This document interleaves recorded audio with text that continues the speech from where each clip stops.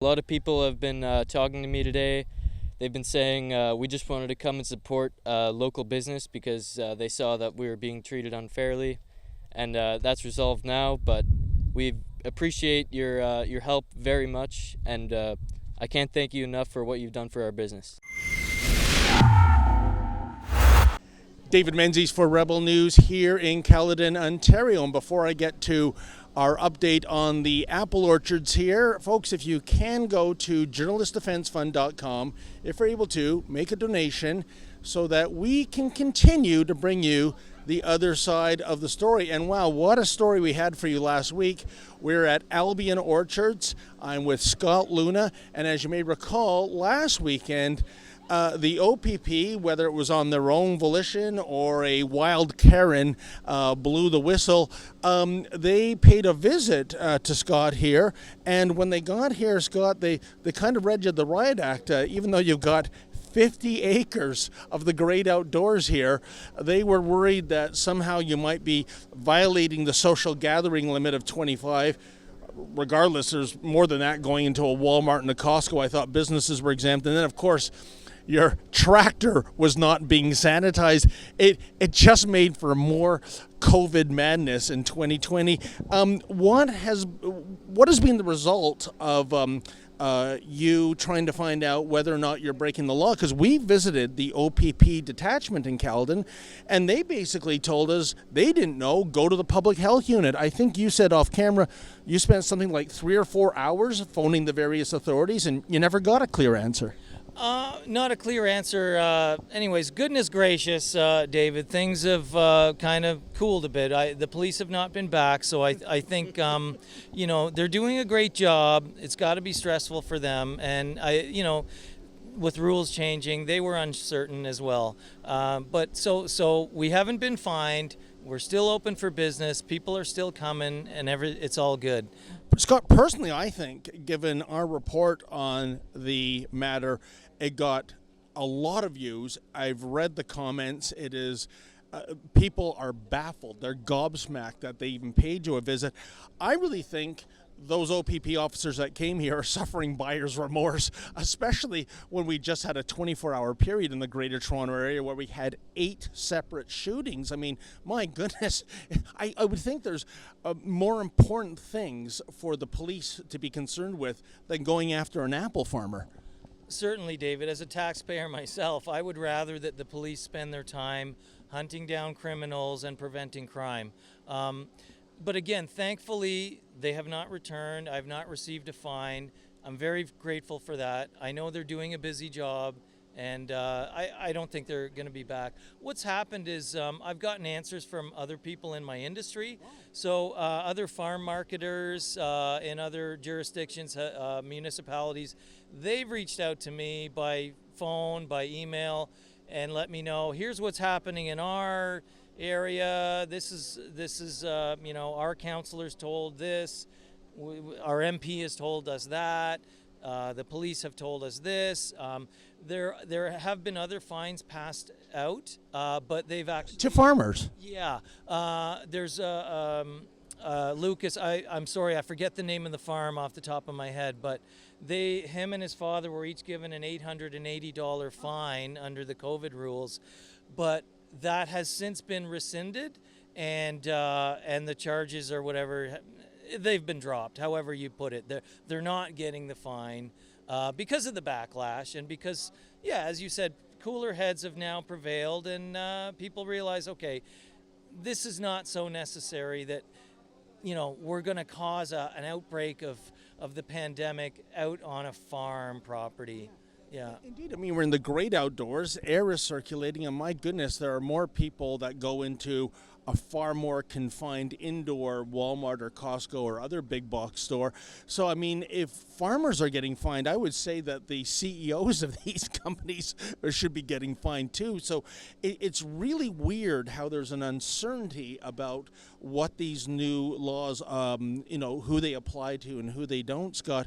But, I guess the good news is I'm looking around, wow, there's a lineup around your store to get in. There's people out in the field picking apples.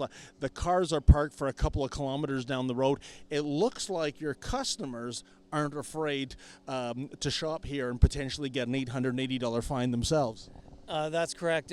From what I'm seeing, David, I think a lot of people who have common sense, realize that, it's not such a dangerous place. Being in a confined space in an indoor store is different. We are asking people, we're allowed to have 10 persons maximum in my store. I've got 5 staff in there now, so basically I'm allowed 5 customers at a time. It's pretty trying. It's not easy to do business right now, but we're doing the best we can. We're going to get through this, and hopefully it'll all end soon, and we'll somehow get back to some degree of normalcy. Probably it'll be when apple season is over and it's too late for me anyway, and then people will be back to buying really expensive imported fruit from the grocery stores. Well, you know what? I would harbor a guess that the OPP is not going to come back here. I think that was a really big mistake on their part. But I'd be remiss in asking, Scott, your infamous tractor that a child touched, did you actually end up sanitizing it based on the orders of that OPP constable, or how do you sanitize a tractor? Yeah, I guess you could. I'll be honest with you. I've done nothing. I had the option to rope it off, to put signage warning people to stay off, or cover it in plastic, or remove it altogether. So it's almost as offensive as, say, a statue of Sir John A. Macdonald, I guess, your tractor. Perhaps, yeah. It's funny because people could, you could be on a city street or in a parking lot and lean against a light pole, and you've touched that metal surface. Well, are people going to sanitize that? Where do we go with this? Is it fire hydrants? Is it signs? Anyways, getting off topic, but no, the tractor I have not sanitized. There's no signs on it. We are telling people that are arriving that the playground is off limits.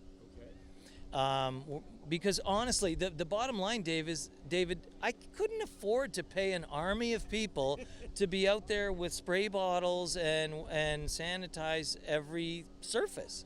And that's the other problem I find with this whole reaction to the Wuhan virus, Scott, is that it's almost as though the bureaucracies, the governments, law enforcement, they're trying to make you the nanny, they're trying to make you the gatekeeper, trying to make you the law enforcement personnel in terms of laying down the law. And you're a farmer, you're a shopkeeper. That is not your job. Well, listen, I'm glad all's well that ends well. It's standing room only here. There's a lineup around your store. And I don't know, there's the old saying, an apple a day keeps the doctor away. Maybe an apple a day keeps law enforcement away too. It could be.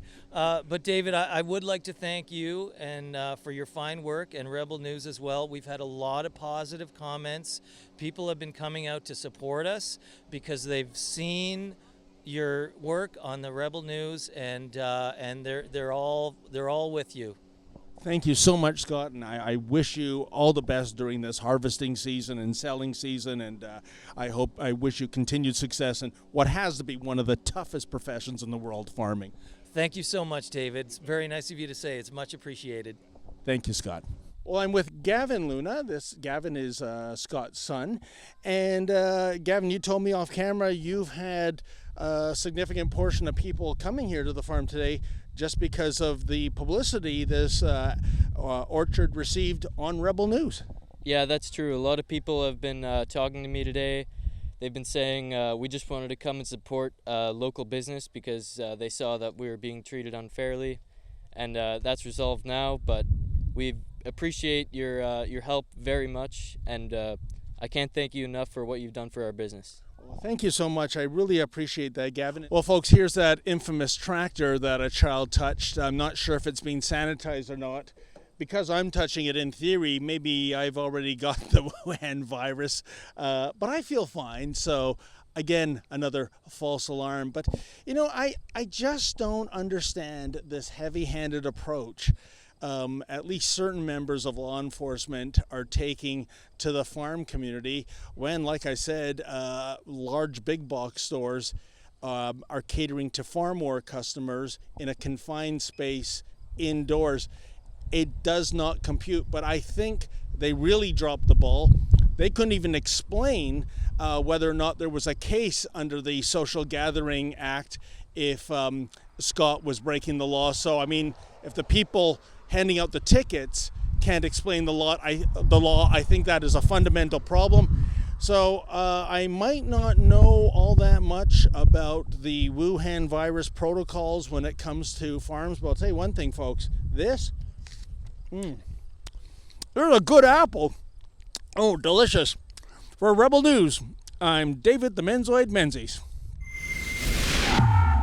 Hey folks, if you can, please go to journalistdefensefund.com. Sometimes we have to pay lawyer fees, sometimes we have to hire bodyguards, but it's worth it to bring you the other side of the story. So if you're able to, kindly make a donation.